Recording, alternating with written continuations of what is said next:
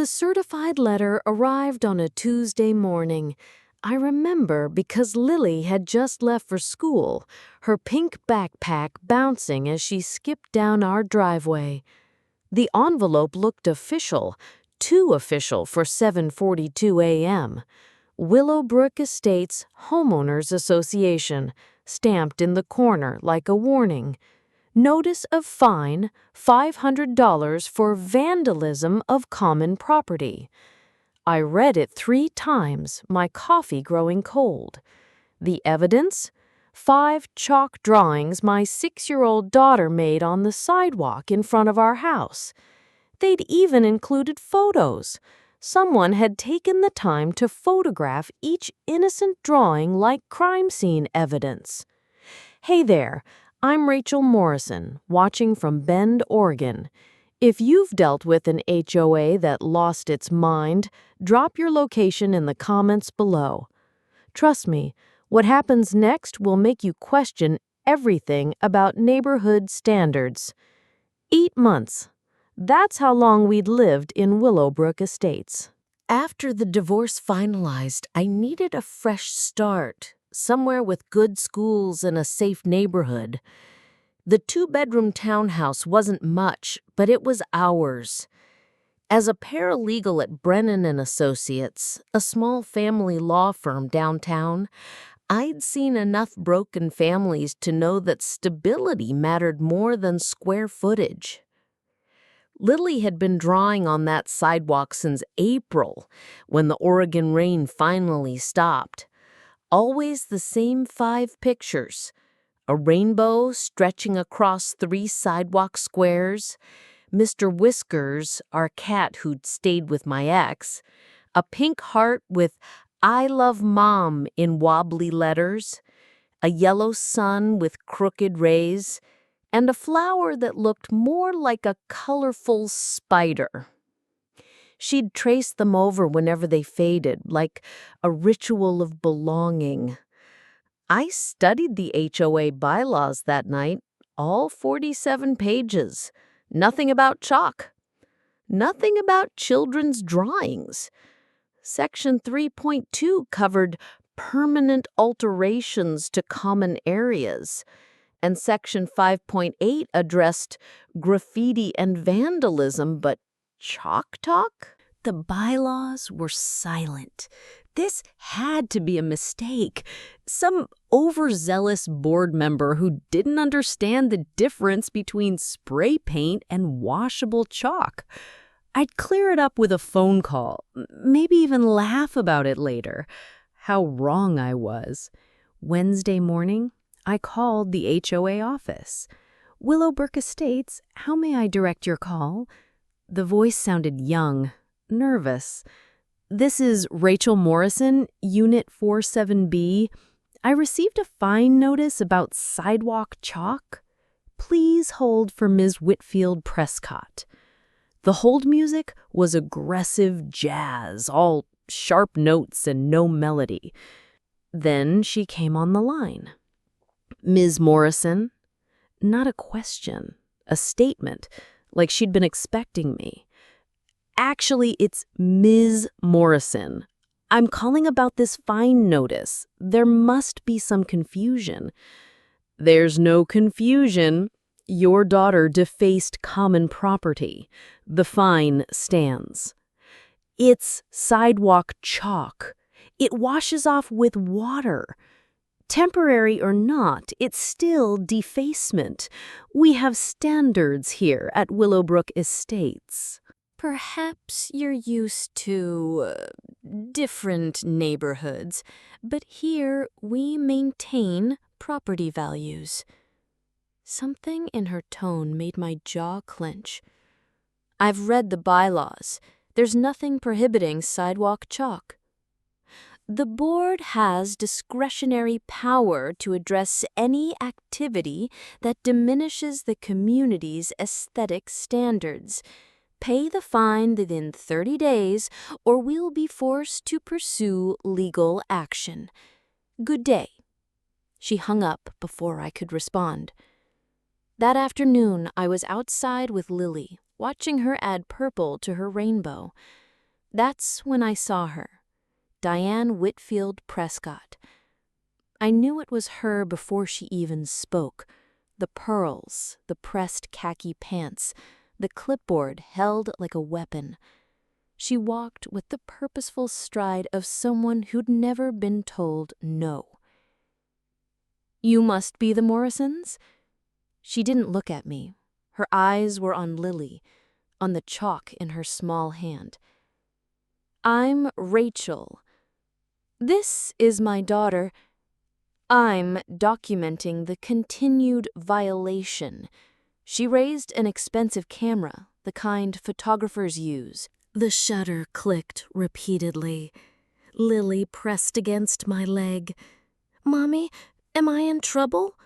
Before I could answer, Diane crouched down, her smile as sharp as broken glass. "Little girls should learn respect for property. Wouldn't want this to become a bigger problem, would we?" "Excuse me?" I pulled Lily behind me. "Are you threatening my child?" "I'm educating her about community standards." Diane stood, making notes on her clipboard. "The fine increases to $1,000 for repeat violations. I suggest you invest in some indoor activities." She turned to leave, then paused. "Oh, and Ms. Morrison, we know you're a renter. Try to remember that this is a community of homeowners."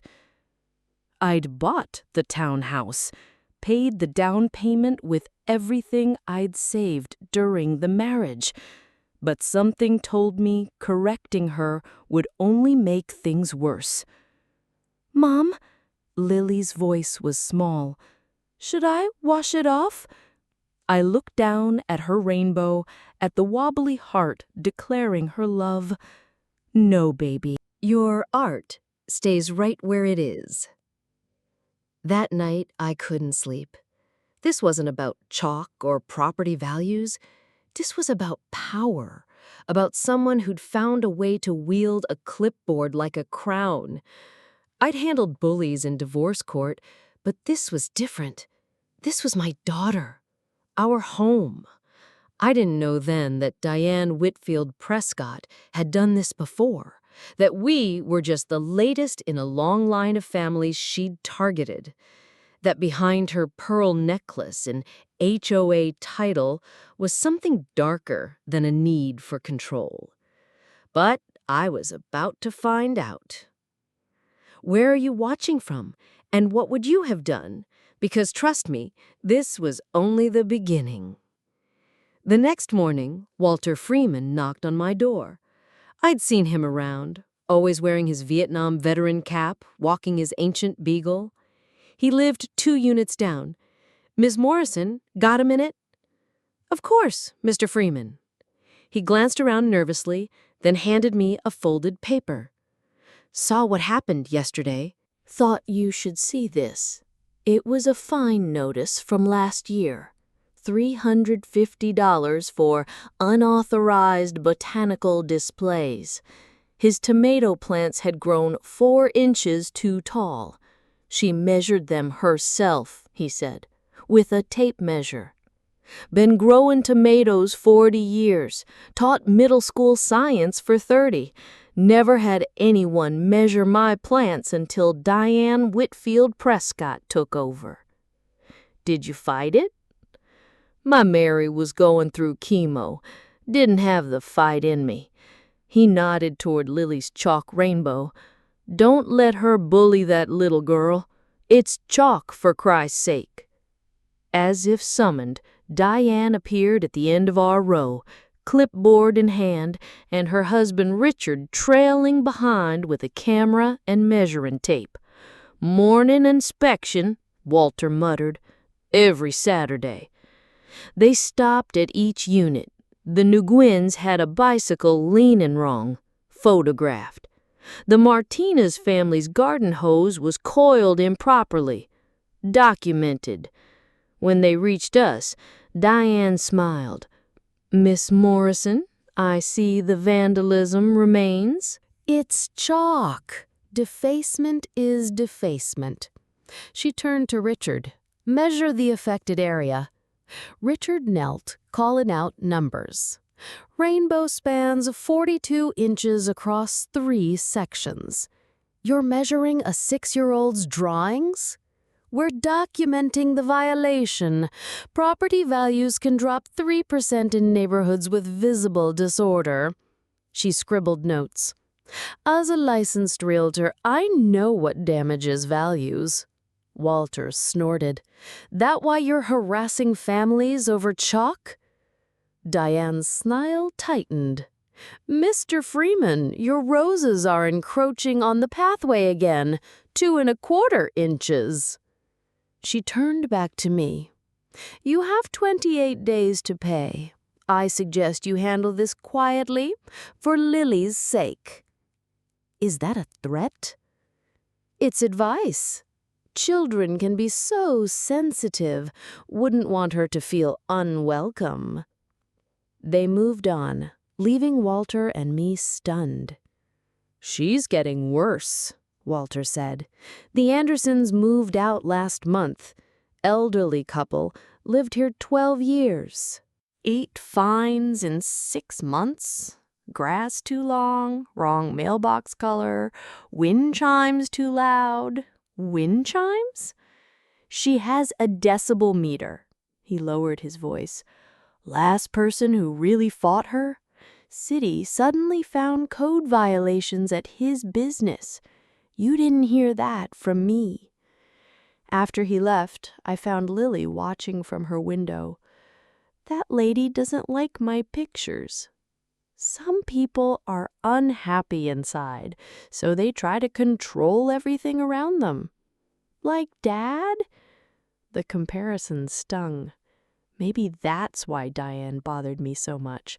I'd just escaped one controller to find another. We're not letting her bully us. Your chalk stays. That afternoon, I researched HOA law at my office. HOAs had broad powers, but procedures they had to follow. Diane was violating several.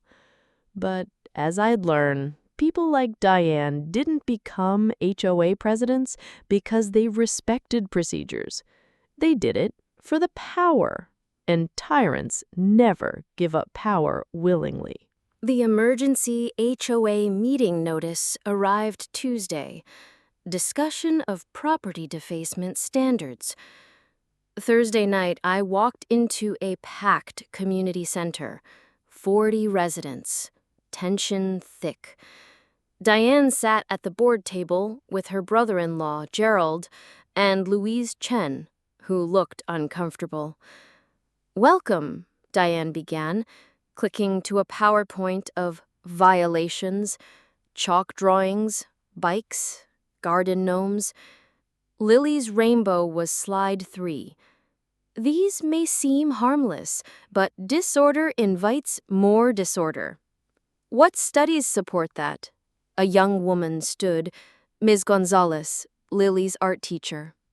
Children's chalk art isn't property damage, it's developmental expression. This isn't a classroom, this is about property values. Diane's smile was ice. I stood, distributing copies. Section 8.3 requires resident comment periods, and there's nothing in our bylaws about chalk.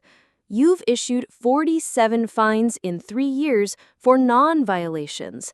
That's $18,500 collected, but only $5,000 spent on maintenance. Where's the rest? Louise Chen shifted. Gerald's face reddened. Reserves, Diane said smoothly. How many here have been fined for things not in the bylaws? I asked. 15 hands rose. Priya Sharma stood. I paid $300 for my kids' hopscotch squares. My 8-year-old thought she was in trouble with police. An elderly man added, fined for a bird feeder. 20 years here, no problems until... He gestured at Diane. The board has authority. I move to vote on whether chalk constitutes vandalism, I interrupted. Louise surprisingly supported me, citing the bylaws. The vote, 15 for, 20 against, 5 abstaining. Non-binding, Gerald reminded us. Board retains authority. Then why vote? Priya demanded. Meeting adjourned, Diane snapped. But I pressed, what about the missing money? There's no missing money. Interesting how someone so new wants to cause discord. Perhaps renting was more your speed. The room erupted. In the parking lot afterward, groups formed. Priya approached. Single mom. Tech job. 3 kids. I wanted to fight last year but couldn't afford to. Ms. Gonzalez joined us. Walter appeared with others. Notice she targets renters, minorities, single parents, elderly. You're saying she discriminates? Priya asked. I'm saying there's a pattern. Walter looked at me. You really think money's missing? Something's not right. Then we'd better find out what, he said, before she shuts us up. Driving home, Lily asked, did we win? Not yet, but we're not alone anymore. Saturday morning, Walter brought a box of documents. Been collecting these since Diane took over. We spread 3 years of HOA papers across my kitchen table. The pattern was clear. Single mothers, elderly residents, minorities, all heavily fined. The wealthy Riverside section, nothing. Remember Tom Bradley? Walter asked. Original board president, ran things fair. Then Diane moved in, ran a fear campaign about rising crime. 1 car break-in by a teenager. Won by 12 votes. My phone buzzed. Priya, found something. Can you meet? At Priya's house, her screen showed HOA financial reports. I'm a data analyst. Look, $47,000 in fines collected. All maintenance goes to one company, Premium Property Services, LLC. She clicked another screen. Registered 2 months after Diane became president. Owner, Richard Whitfield Prescott. Her husband owns the maintenance company? Walter leaned forward. Gets better. Priya pulled up records. March 2023, sidewalk repair, Section 7, $2,400. June 2023, same description, same amount. But I walk there daily. No work's been done. We need more proof, I said. Real documentation. Tom Bradley might help, Walter suggested. Tom lived in Riverside, in a house he'd built himself. I figured someone would catch on, he said after reviewing our findings. That sidewalk repair, I did it in 2019 for $800. If they charge $2,400, they're stealing. He gave us copies of real maintenance costs from his board years. There's a maintenance worker, Carlos. He might talk off the record, but be careful. When Diane feels threatened, she gets vicious. Her husband's family owns half of Ben's commercial real estate. Back home, Lily asked, "Can I draw new pictures, even if the mean lady gets mad?" Sometimes doing right makes bullies mad. That's how you know it's right. As she retraced her fading rainbow, my phone rang. Miss Morrison? Louise Chen from the board. I think we should talk, privately. Another crack in Diane's kingdom. The question was, Who'd be crushed when it fell? Louise Chen met me at a downtown coffee shop, nervous and looking over her shoulder. "I shouldn't be here," she said, sliding me a flash drive. "But your questions about the money, I've wondered too. These are board meeting recordings. Diane controls everything. She even threatens me, subtle things about my fence variance, my work from home situation." That evening, Diane escalated. A certified letter arrived. Intent to place lien. 15 days to pay or face property lien proceedings. A lien could destroy my credit, affect my job. Jim Brennan advised, file a formal records request. Certified mail. Oregon law gives them 30 days to comply. Meanwhile, Priya created a Facebook group, Willowbrook Residents for Transparency. Within 2 days, 22 families shared their stories. Combined fines over $50,000 in 3 years. Then Walter had a heart episode. Stress-induced, the doctor said. The community rallied. Meal trains, get well cards, chalk messages covering the sidewalk outside his unit. "Get well soon. We love you, Mr. Freeman." Diane's response? She fined everyone who drew chalk messages, $200 each, for defacement during community crisis. The cruelty broke something loose. My phone rang constantly. Even neutral residents were furious. I filed a complaint with the Oregon Real Estate Agency. Priya documented discrimination patterns. Tom Bradley provided contractor assessments proving maintenance fraud. Thursday, Carlos, the maintenance worker, approached me in the parking lot. "I need to show you something. Invoices for work never done, duplicate billings, inflated costs.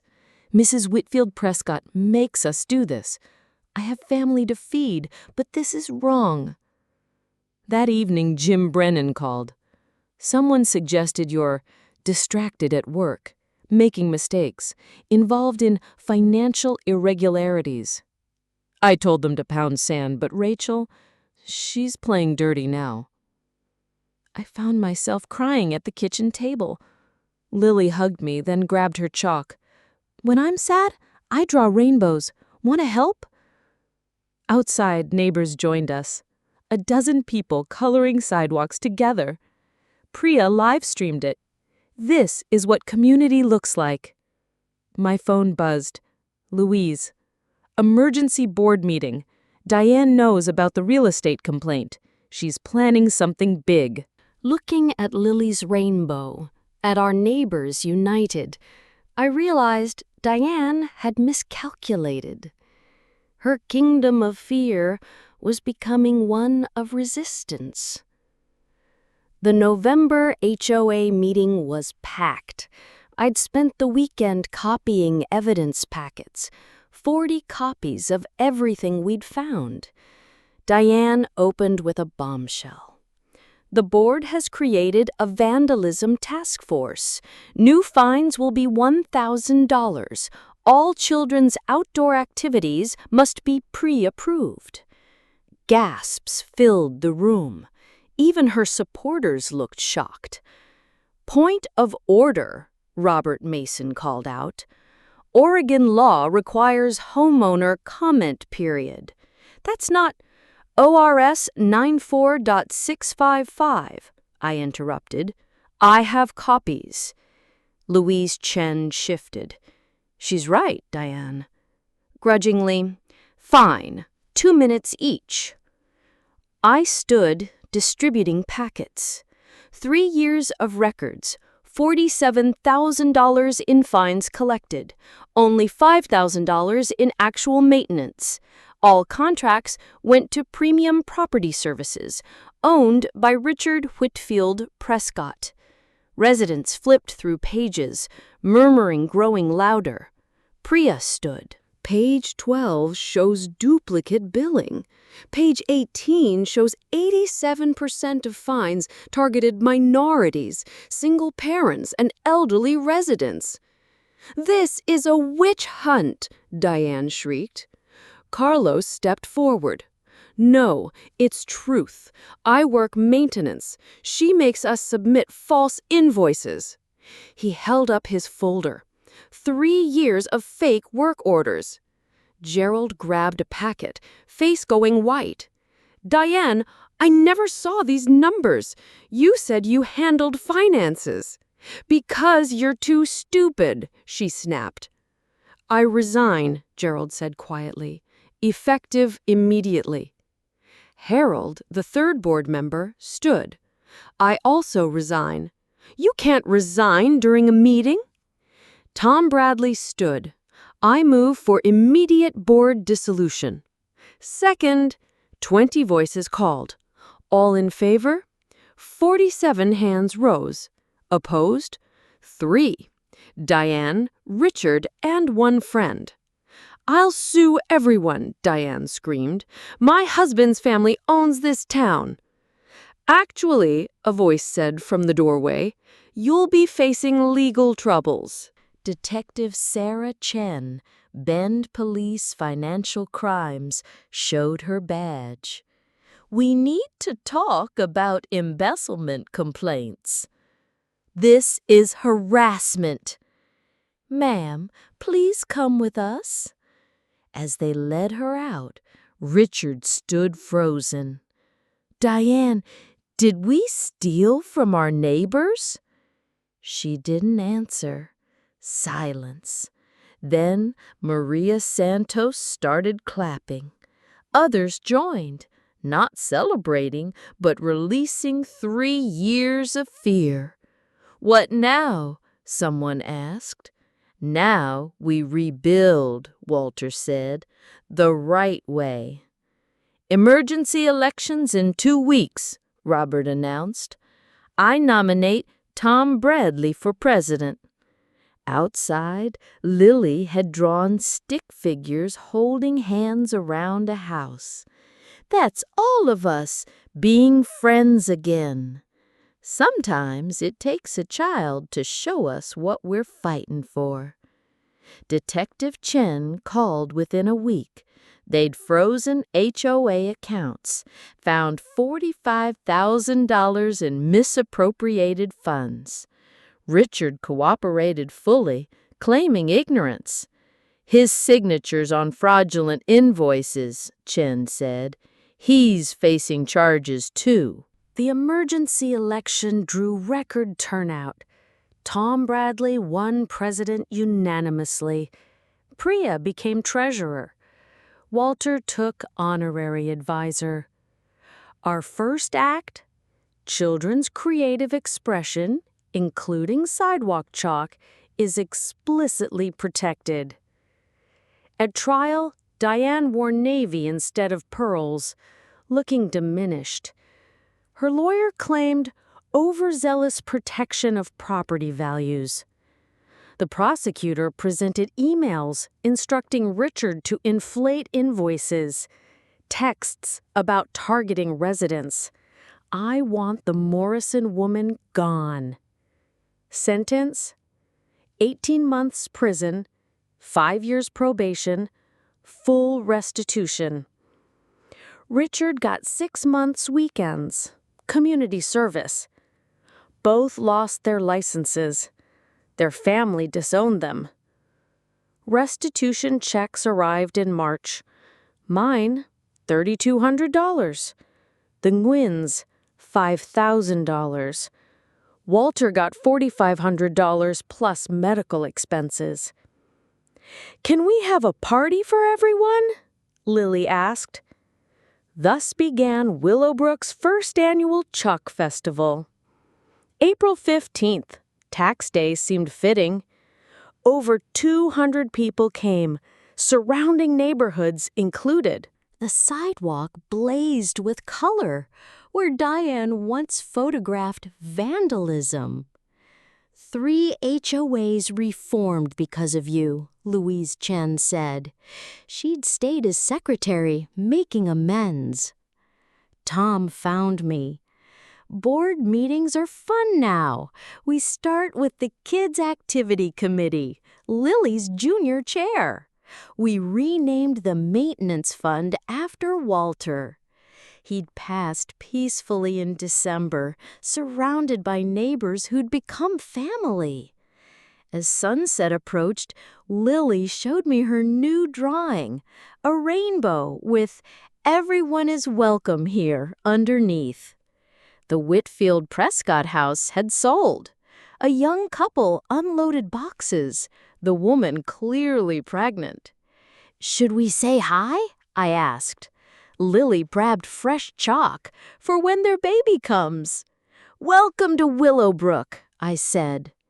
"We heard it's a great community," the woman smiled. "It is now."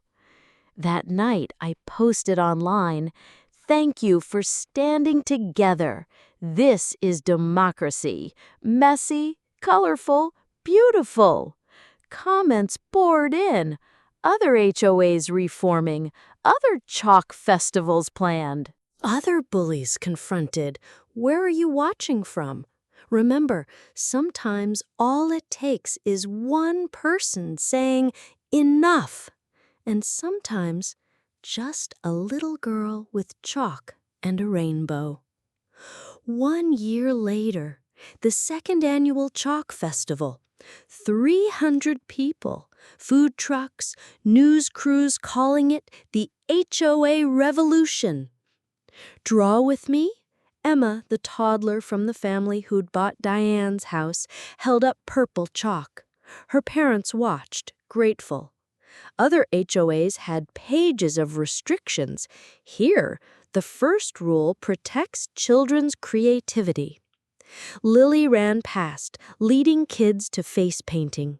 At 7, she'd become the neighborhood's welcome committee. Her confidence bloomed. "Local news wants an interview," Priya called out, clipboard now holding festival schedules, not violations. "What changed?" the reporter asked. "We remembered neighborhoods are about neighbors, not property values. When you weaponize rules against children's joy, you've lost the plot." She pointed to Lily's rainbow, now inscribed for Mr. Walter. That $500 fine cost an HOA everything and gave our community back. The festival wound down. Tom Bradley surveyed the scene. "Diane's in prison. Property values up 15% because people want to live here. 0 hostile meetings." That night, I wrote online, "Rachel Morrison, Still and Bend.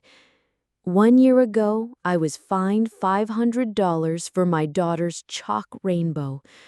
Today, that sidewalk hosted 300 people celebrating community. What can you do? Know your bylaws, attend meetings, document everything. Bullies rely on isolation. The moment neighbors unite, their power crumbles. HOA boards, you serve, not rule. Target children or vulnerable residents, you've already lost. Parents fight for their kids. Communities fight for justice. Chalk always wins. Where are you watching from? Share your stories, horrors, and victories. Every tyrant toppled matters. Do I regret this fight? Watching Lily teach kids to draw, seeing real community, knowing other HOAs reformed, no regrets. Stand up to bullies, especially when they target the innocent. Sometimes a $500 fine is the best thing. It shows exactly who deserves power. Keep drawing, keep fighting, keep building communities where everyone belongs. Inside, Lily slept with chalk dust under her fingernails, smiling. Tomorrow might rain, washing away today's art, but that's the beauty of chalk. You can always draw again, and we will.